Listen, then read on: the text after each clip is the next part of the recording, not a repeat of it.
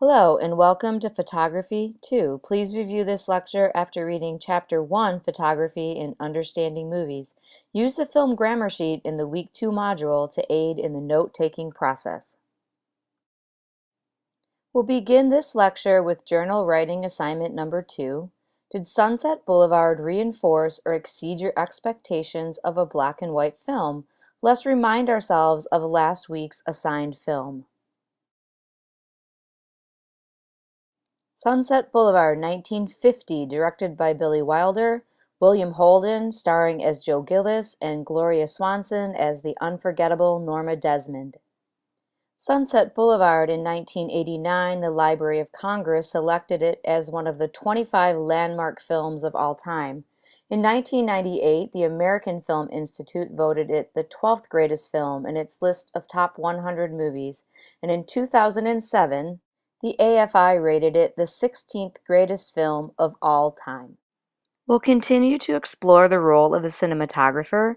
Choosing a format of film is a very important part of the cinematographer's job. Let's explore different formats of film.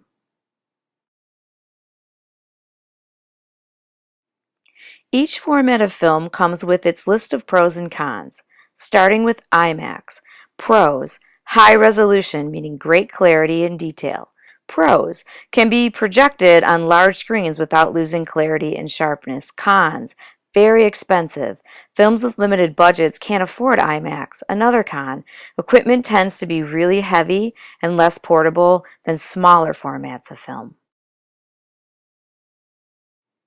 Two examples of IMAX cameras. Once upon a time, IMAX was strongly associated with nature photography. A side-by-side comparison shows an IMAX frame of film and the same frame in 35 millimeter.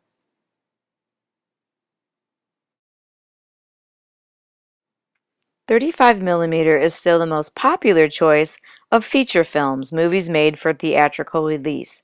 Thinking about the size and weight differences from the IMAX format, 35 millimeter is smaller and lighter, but it's still expensive and heavy when compared to smaller digital formats.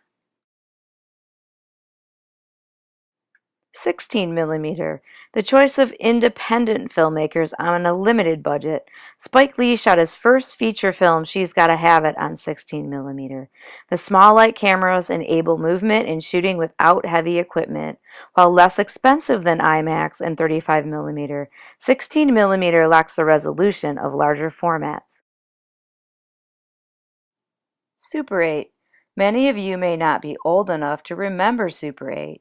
Before VHS and digital video cameras, Super 8 format was used for home movies. It was never designed for theatrical release. The small light cameras allows for movement and handheld photography. While this may not be in wide use, it's still used in avant-garde films and music videos. Digital format.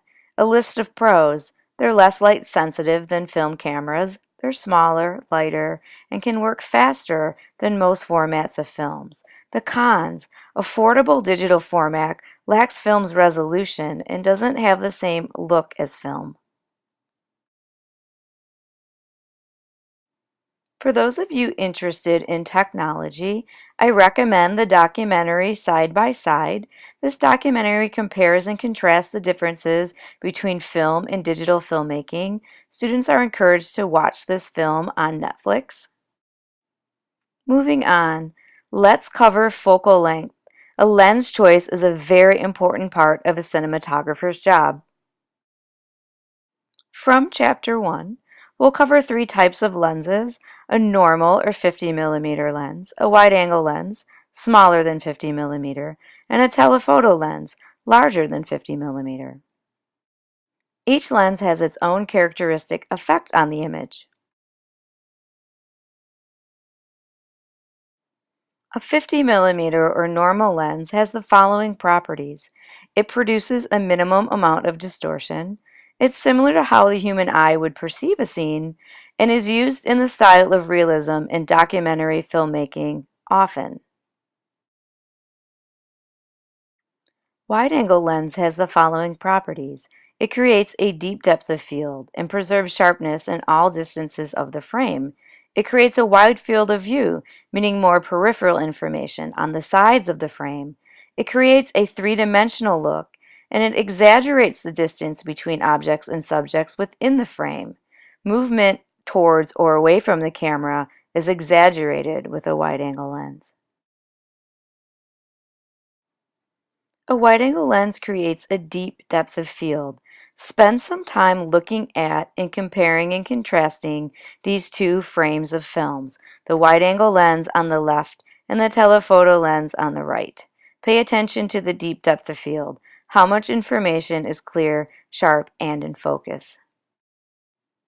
This still from Citizen Kane uses a wide-angle lens to create deep focus or a deep depth of field.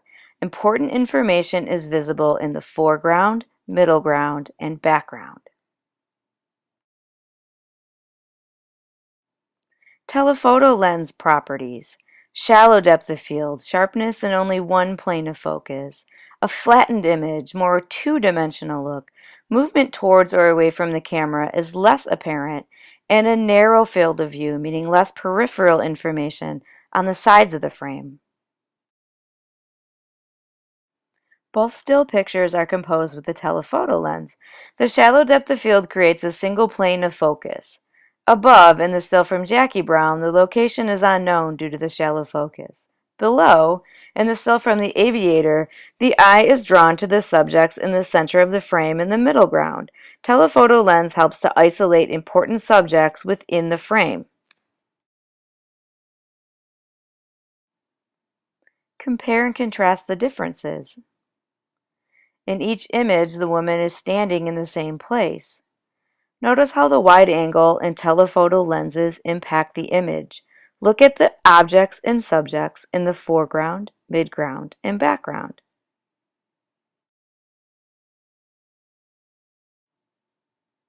Let's compare and contrast the differences between the wide angle and the telephoto composition.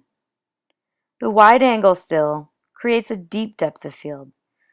It places the characters in an environment. The telephoto composition creates a shallow depth of field. It places an emphasis on the subject, establishing his power. Camera angle is named for the position of the camera, and it establishes the relationship between the subject and the viewer. Low angle shot often is used to emphasize a character's power or superiority. Low angle shot can make a character appear threatening. Dominance. Leatherface is clearly a scary guy. The low angle composition helps to establish his dominance. Authority and control. Shaft is a good guy. His power and authority is established through this low angle composition. High angle shot. In this high angle shot, the subject seems weak, powerless, perhaps depressed. Weakness. Antonio and his son Bruno look sad and vulnerable because of this high angle composition.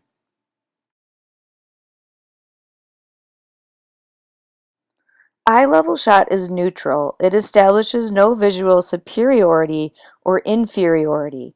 It's often a realist tendency. A bird's eye view, an extreme high angle, somewhat disorienting because it's not the way we usually see things.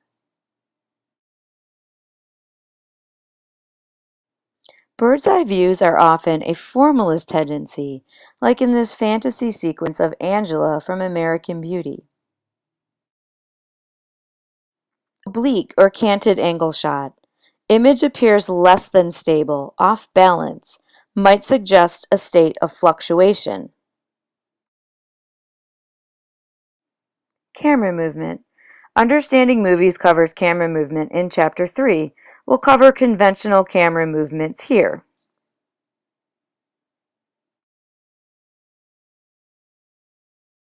A pan. The camera is on a tripod and it moves on its axis, from left to right or right to left. This is a horizontal camera movement that might follow the action in a scene. Tilt, the camera is on a tripod. Vertical movement of the camera tilting up and down. It's fluid and smooth.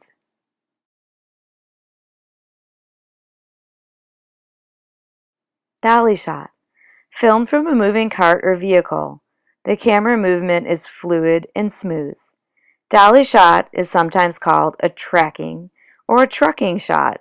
It's a common way to refer to a dolly shot that follows a subject.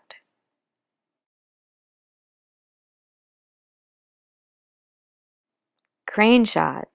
A very dynamic camera movement. It changes the position and the angle of the camera.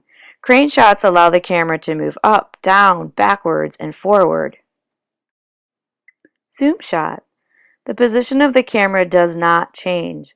Zoom shot is created with the lens. Unlike the dolly and the crane shots, the zoom shot movement changes the depth of field, resulting in an effect that can be jarring. Handheld shot. In a handheld shot, there's no stabilizing device. There will be a noticeable shaking of the camera. Handheld shot is often a realist tendency used in documentary films and fiction films done within the style of realism. Aerial shot. If an aerial shot begins a film, it's called an establishing shot. Traditionally, helicopters are used for aerial shots. New technology, like drones, allow for greater mobility in aerial shots. Here's a picture of an aerial shot. You can see that it provides a lot of visual information, and it establishes the setting. Did you know The Shining begins with an establishing shot? Why not check it out? This week's assigned film is Rabbit Proof Fence, directed by Philip Noyce in 2002, starring Evelyn Sampe as Molly, Tiana Sansbury as Daisy, and Kenneth Branagh as A.O. Neville. Choose one of the following questions. How does the wide-angle lens enhance the storytelling in Rabbit Proof Fence? Or, how does the camera movement enhance the storytelling in Rabbit Proof Fence?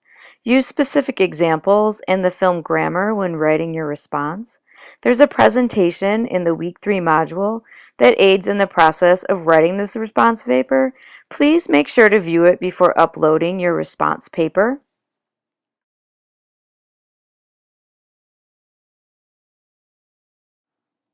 Films featured in this lecture, students are encouraged to explore these films: She's Gotta Have It, Side by Side, Citizen Kane, Jackie Brown, The Aviator, Crouching Tiger, Hidden Dragon, The Gladiator, Touch of Evil, the original Texas Chainsaw Massacre, Shaft, High Fidelity, The Bicycle Thieves, Amelie, Last Days, American Beauty, and The Shining. Until next time, have a great week.